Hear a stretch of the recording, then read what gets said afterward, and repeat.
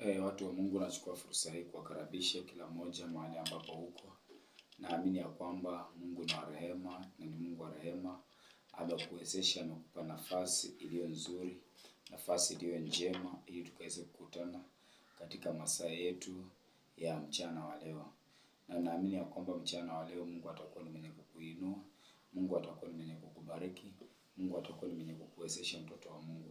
Kwa sababu katika mambo yote najua kwamba tunayashinda mambo yote katika yeye atutiaye nguvu.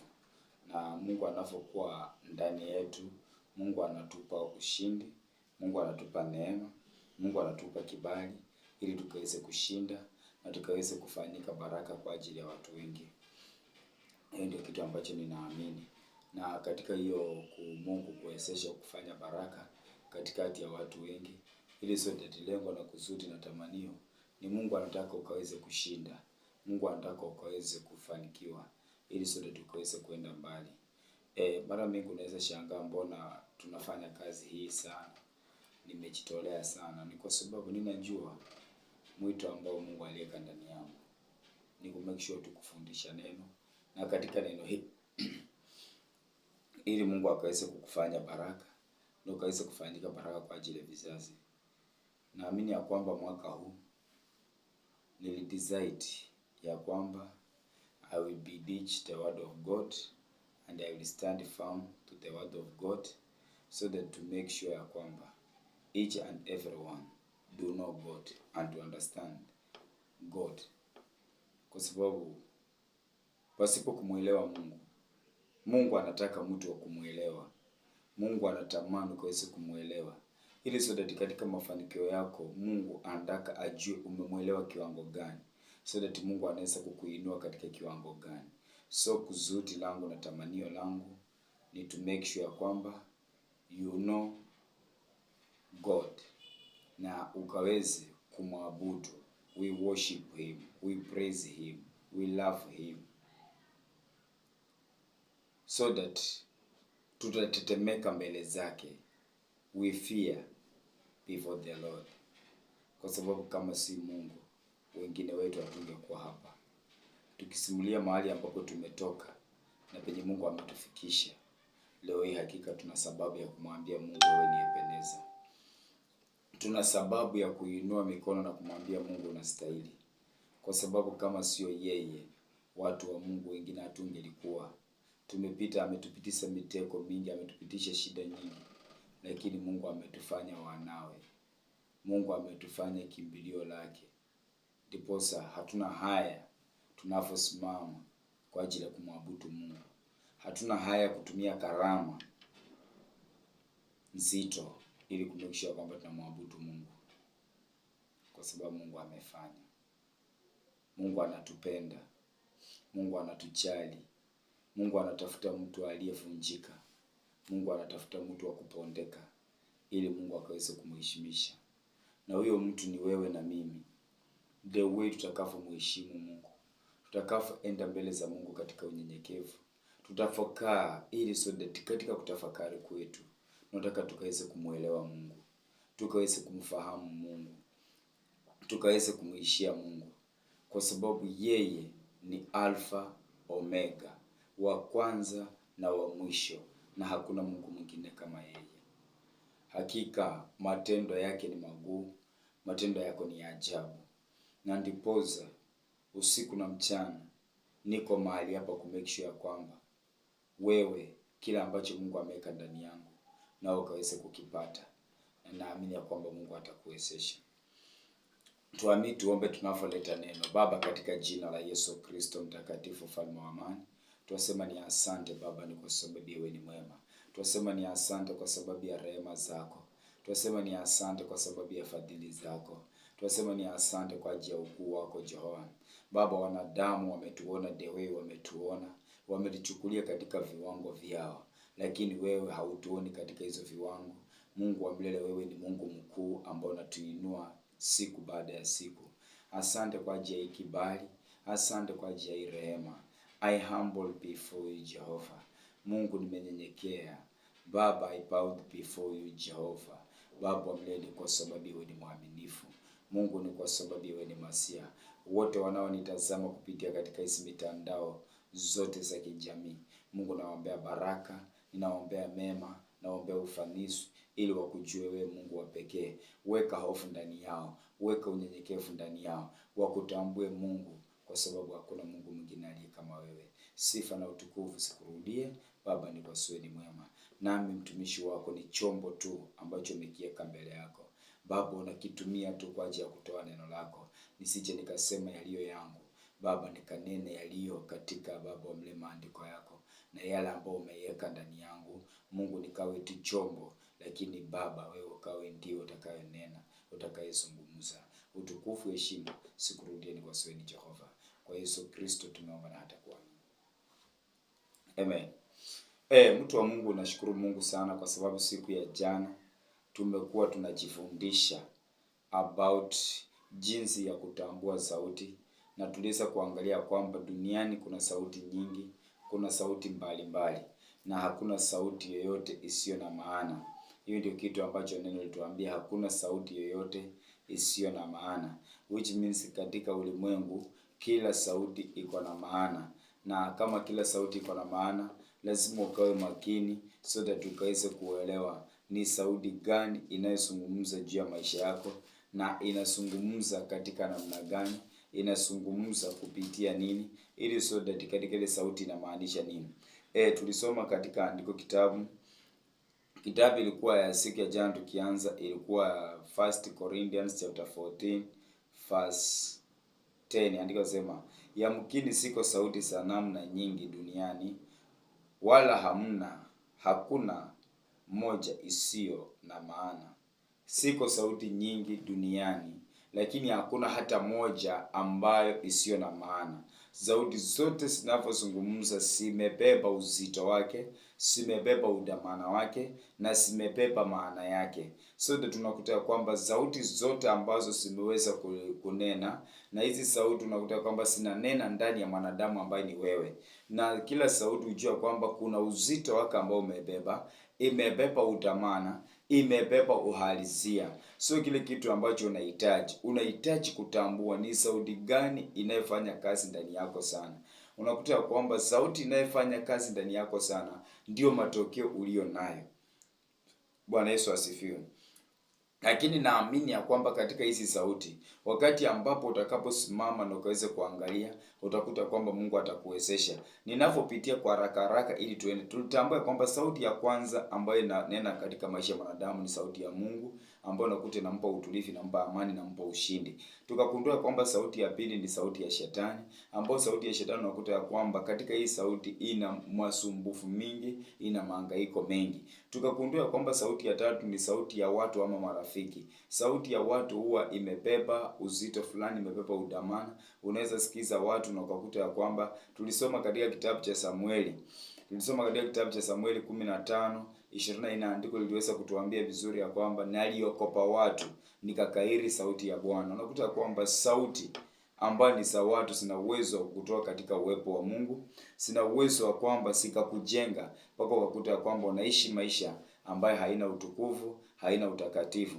Tukagundua kwamba tuko na sauti ya akili zako. Tukakuta kwamba usitegemee akili zako, kwa sababu akili zinaweza kubeba, akili zinaweza kukudrive, na ukakuta kwamba unafanya vitu ambavyo wewe mwenyewe vinakushangaza, vitu ambavyo haviwi kukusudia. So make sure kwamba sauti ya akili haitapata nafasi na mwanya ya kukuhangaisha na kukusumbua, kwa sababu sauti ya akili ni sauti mbaya. Tukagundua sauti ya kale.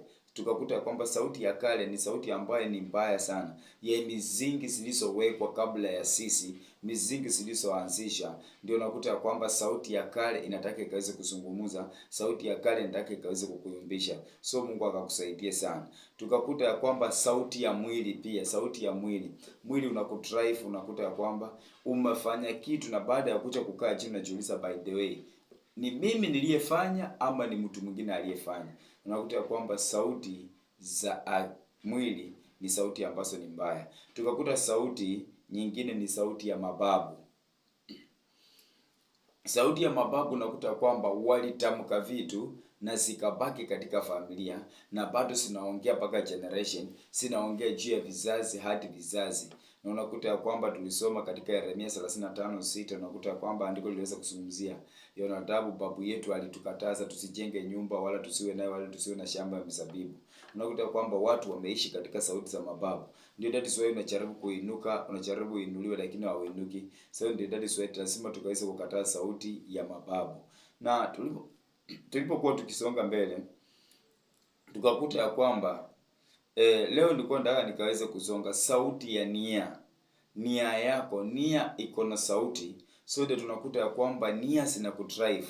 Nini ambacho nia ni hisia fulani ambazo ziko ndani ya mtu, sina mdrive katika kiwango ambacho unakuta ya kwamba huyu mtu hapendezewi sana na hakusudiwi sana. So unakuta ya kwamba sauti ya nia ina uwezo wa kutoa katika utukufu wa Mungu, ina uwezo wa kutoa katika uwepo wa Mungu. Lakini bali siku ya leo unakuta ya kwamba kuna vitu wakati nilikuwa nataka tukaweze kuzungumzia. Kuna baraka kwa kusikia sauti ya Mungu. Kuna baraka na sadaka njema ya kusikia sauti ya Mungu. Na leo nataka nikazingatie baraka za kusikiza sauti ya Mungu. Ili sote nitakapokuwa nasikia sauti ya Mungu, ni nini ambacho nitaweza kuona? Na nitajuaje ya kwamba mimi nimetembea katika sauti ya Mungu ama katika uwepo wa Mungu? Nini ambayo ni ishara nitakayoiona? Nini ambacho kitakacho nionyesha ya kwamba hakika nimeshika njia ya sauti ya Bwana? Bwana Yesu asifiwe. Na unakuta ya kwamba katika kitabu cha Psalms 81 verse 13 to 14, andiko nasema, laiti watu wangu wangenisikiliza na Israeli angeenenda katika njia zangu. Laiti watu wangu wangenisikiliza na Israeli angeenenda katika njia zangu. Muandiko inatuambia kwamba Mungu anasema laiti tungelikuwa watu wenye kusikiza, tusikiza sauti ya Mungu, kusikiza the way Mungu anavyozungumza. Laiti watu wangu wangelisikiza na wangeenenda katika njia zangu. Yaani tuwe ni watu ambao tunaweza sikia sauti ya Mungu, na baada ya kusikia ya Mungu usiishie tu kusikia sauti ya Mungu, so that unaweza enda kindani, na katika kuenda kindani so that ya kwamba ukaenenda katika njia za Mungu. Na unakuta katika kusikia sauti yake na ukaweza kuichuchumia ama kuiandama sauti ya Mungu, kuna mafanikio fulani ambayo iko katika kusikia sauti ya Mungu, na unakuta ya kwamba Mungu atakuwezesha na Mungu atakuinua. Verse 14 anasema, ningewaathilia adui zao kwa wepesi, na juu ya watesi wao ningekeuza mkono wangu. Unasikia? Ningewaatibia adui wao katika wepesi. Mungu angeadhibu maadui zetu katika upesi. Mungu angekeusa mikono za watesi wetu, watu wote wanaosimama kinyume na wewe. Sote tunakuta kwamba wakati unasikia sauti ya Mungu, Mungu anasimama na wewe, na Mungu anakeusa mikono ya adui. Mungu anakeusa vita ambavyo vimeweka juu yao. Mungu angeadhibu adui zetu uendapo tungesimama na kusikia sauti ya Mungu. Mungu angelipigana vita ambavyo tunavipitia. Mungu angelipigana zile changamoto ambazo tunasiona katika familia, zile changamoto ambazo tunasiona katika jamii. Mungu angeifanya katika wepesi. Mungu angeweza kutuinua. Mungu angetusimamisha juu ya hizo majaribu. Ndio Daudi amezungumza vizuri kwamba ningewaadhibu adui zao kwa wepesi, ningewaadhibu adui zao katika wepesi. Mtoto wa Mungu, ni wewe naongea na wewe. Mungu angeadhibu adui zetu katika wepesi. Je, tuko tayari kutembea na kusikia sauti ya Mungu? Kwa sababu Mungu ni Mungu wa damani. Anatamani akaweze kutuinua. Anatamani so that yapigane vita vyetu.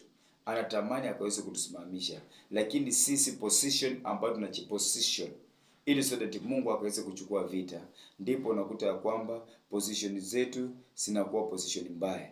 Ukiangalia pale mbele katika Philippians ambayo sitaisoma lakini nitaikariri. Philippians chapter 4 anasema, nayaweza mambo yote katika yeye anitiaye nguvu.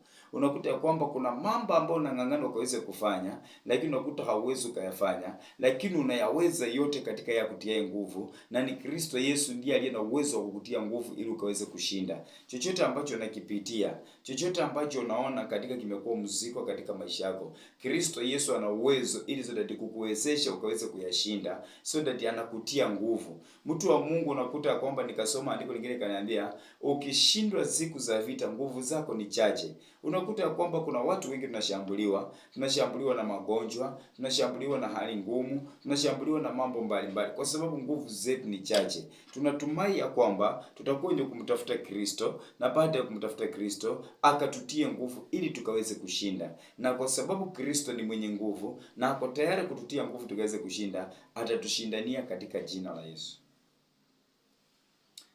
Mtoto wa Mungu, Mungu anatamani kusikia sauti ya Mungu. Kuna uhai ndani yake, kuna ushindi ndani yake, kuna mafanikio ndani yake, na unakuta ya kwamba sisi wote tutashinda kwa sababu kunaye Kristo ambaye anatutia nguvu. Na katika hiyo kututia nguvu, unakuta ya kwamba kuna vitu ambavyo vimekuwa mzigo kwako vitafanyika kwa wepesi. Katika maandiko, kitabu cha Isaya chapter 30 verse 31 andika sema, maana kwa sauti ya Bwana Mwashuru atavunjika, yeye apikae kwa bakora.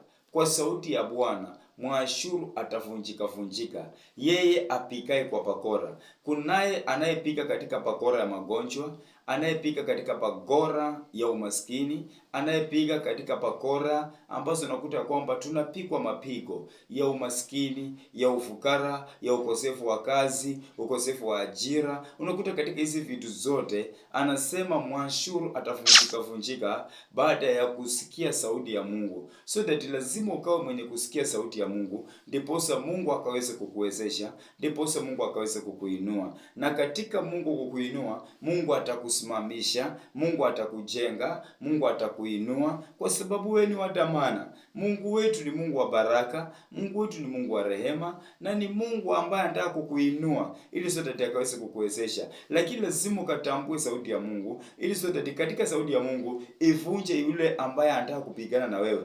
Atavunjika kwa sababu wewe ni mtoto wa Mungu. Unaisikia sauti ya Mungu?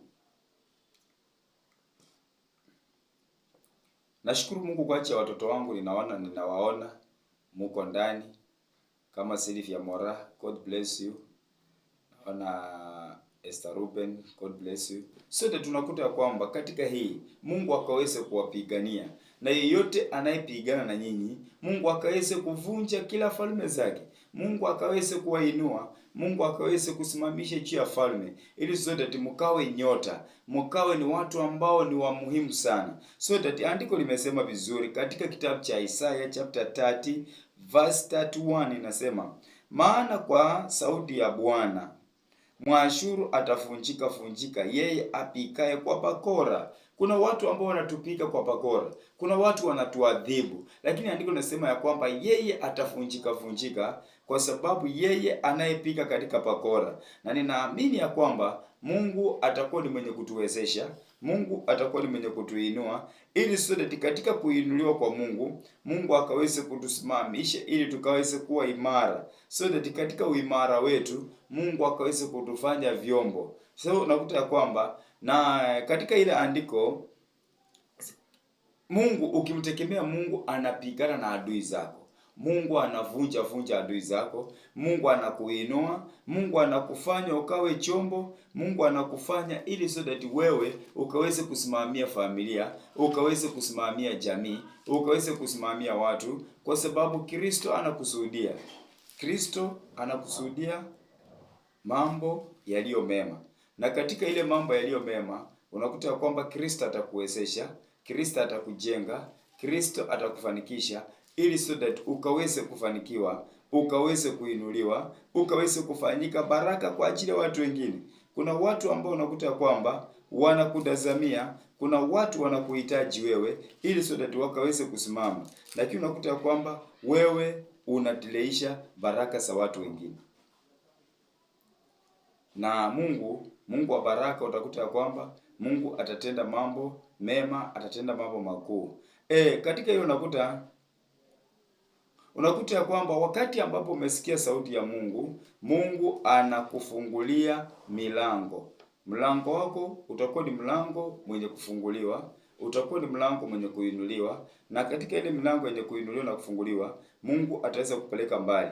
Katika kitabu cha 2 Corinthians chapter 2 verse 12 andiko nasema, basi nilipofika Thorio kwa ajili ya injili ya Kristo, nikafunguliwa mlango katika Bwana. Unakuta ya kwamba Mungu anakuwa mwenye kukufungulia mlango kwa sababu uko tayari kusikia sauti ya Mungu, uko tayari kutembea na kuenenda na Mungu. Mungu anakufungulia mlango, na katika Mungu kukufungulia mlango, Mungu anakuwezesha ili sote Mungu akaweze kukufanya chombo kilicho sahihi, chombo kilicho cha dhamana. Ninaomba ya kwamba wakati ambao umesikia sauti ya Mungu, unapoenda kutumika, unapoenda kufanya jambo lolote, Mungu akaweze kukufungulia mlango, na katika kukufungulia mlango huu, Mungu akaweze kukujenga, Mungu akaweze kukuinua, Mungu akaweze kukufanya so that ukaweze kung'aa. Ninaamini ya kwamba Mungu atakuwa ni mwenye kukufungulia mlango, na katika mlango huu utakuwa ni mlango wa baraka, utakuwa ni mlango wa neema, utakuwa ni mlango wa ushindi. Ninashukuru sana leo ninaposikia, basi nilipofika Thorio kwa ajili ya injili ya Kristo, nikafunguliwa mlango katika Bwana. Ninaomba Bwana akaweze kukufungulia mlango, Bwana akaweze kukuwezesha, Bwana akaweze kukujenga, Bwana akaweze kukuinua, na milango zako zikawe wazi, ili sote milango za mapato zikaweze kuwa wazi. Wakati ambapo unatembea na Mungu, wakati ambapo umechitoa, Mungu akakufungulia mlango, ili sote katika mlango huu mtoto wa Mungu kaweze kufanikiwa, mtoto wa Mungu kaweze kuinuliwa, mtoto wa Mungu kaweze kwenda katika kiwango kingine, kwa sababu Kristo ana makusudio na matamanio ya kukufungulia mlango ili ukaweze kufanikiwa. Na ninaamini ya kwamba katika ile familia ambayo umetoka, katika ile jamii ambayo umetoka, mtu wa Mungu, simama na kazi ya Bwana, na Bwana atakuwa ni mwenye kukufungulia mlango, nao utakuwa mwenye kufanikiwa, nao utakuwa ni mwenye kuinuliwa, nao utakuwa ni nyota, nao utakuwa ni mtu ambaye uliye bora zaidi, kwa sababu Bwana alifungulia Paulo mlango, na Mungu aliyefungulia Paulo mlango, huyo Mungu yuko na hata sasa. Wewe ambaye umefika mwisho, unashindwa ufanye nini? Anza kusikia sauti ya Mungu. Huenda leo Mungu amenituma mimi nikaweze kunena na wewe, na baada ya kunena na wewe, Mungu akaweze kukufungulia mlango, na utakuwa mwenye kufanikiwa katika jina la Yesu Kristo. Unakuta ya kwamba wakati unasikia sauti ya Mungu, Mungu angekulisha katika vinono. Mungu anatamani akaweze kukulisha, Mungu anatamani akaweze kukunywesha, Mungu anatamani akaweze kukujenga. So unaposikia sauti ya Mungu, Mungu anakulisha, na Mungu ako na vyakula vingi. Tunaposoma katika Psalms ama Zaburi 81 verse 16 anasema, naam, ningewalisha kwa unono wa ngano, ningewashipisha kwa asali itokayo mwambani. Ningewalisha katika unono, ningewashipisha katika asali itokayo mwambani, kwa sababu uko tayari kumsikiliza Mungu. Wakati unamsikiliza Mungu, Mungu anakulisha, Mungu anakushipisha, Mungu anakulisha asali. Mungu hajapungukiwa, lakini ni sisi hatujasikia sauti ya Mungu. Ndipo unakuta kwamba mambo mengi yanaenda the way yanavyoenda. Unaona kana kwamba Mungu amekusahau, unaona kana kwamba Mungu amekuacha. Mungu hajakuacha, anataka akaweze kukulisha. Andiko linasema vizuri, naam, ningewalisha kwa unono wa ngano, ningewashipisha kwa asali itokayo mwambani. Mungu anatamani kutulisha, anatamani kutunyesha, na akaweze kutujenga. Mtu wa Mungu, Mungu akubariki sana kwa sababu ya kufuatilia. Natumai ya kwamba siku ya kesho Mungu atatuwezesha zaidi, na tutaweza kuenda mbali zaidi, na itakuwa baraka katika jina la Yesu Kristo. Tuambi tunapoomba. Baba, katika jina la Yesu Mtakatifu, ufalme wa amani, tunasema ni asante. Baba, ni kwa swahili mwema, ni kwa swahili mfalme. Pokea utukufu, pokea heshima na mamlaka. Baba, ni kwa sababu wastahili. Hakuna Mungu mwingine aliye kama wewe. Umejaa rehema na fadhili. Uinuliwe, uabudiwe. Baba, ni kwa swahili mwema. unayetenda mambo makuu, unayetenda mambo ya ajabu. Bariki watoto wako, wainue Baba, waheshimishe Baba, ni kwa sweli Jehova. Walishe, washipishe, wanyweshe Baba, ni kwa sweli Mungu. Wanaosikia sauti yako Baba, wanaosikia sauti hii Mungu, watendee mambo makuu na mambo ya ajabu. Utukufu na heshima Baba sikurudie, ni kwa sweli Jehova. Kwa jina la Baba na la Mwana na Roho Mtakatifu tumeomba na hata kuamini. Amen. Shalom, shalom mtoto wa Mungu. Mungu akubariki sana. Mungu akutende mema. Nimekuwa wako Evangelist Crispin Wanyonyi Wanjala, kanisa la Hope and Restoration Prayer Center Likoni, na tunaamini ya kwamba umefanyika baraka, na baraka za Mwenyezi Mungu zikakuandame siku zote za maisha yako. Ufanikiwe, ufanikiwe, ufanikiwe, kwa sababu Bwana amekusudia na Bwana ametenda. Wote ambao mnafuatilia ujumbe huu, Mungu akawalishe, Mungu akaonyeshe. Kitabu ya Zaburi 81 mstari wa 16, Mungu anasema mungelisikia sauti yake, Bwana angewalisha, angeonyesha na angewafisha. Natumai kwamba mwaka huu Mungu ataonyesha, atawalisha, ataonyesha. Huenda unasema mtumishi wa Mungu, nataka niongee na wewe, nataka nizungumze na wewe. Namba zangu ziko wazi, alafu usiona pale kwenye screen. Nipigie simu, tutazungumza na Mungu atakubariki sana. Shalom, shalom. Mungu akubariki na kutende mema. Amen. I really love you. I appreciate you. God bless you.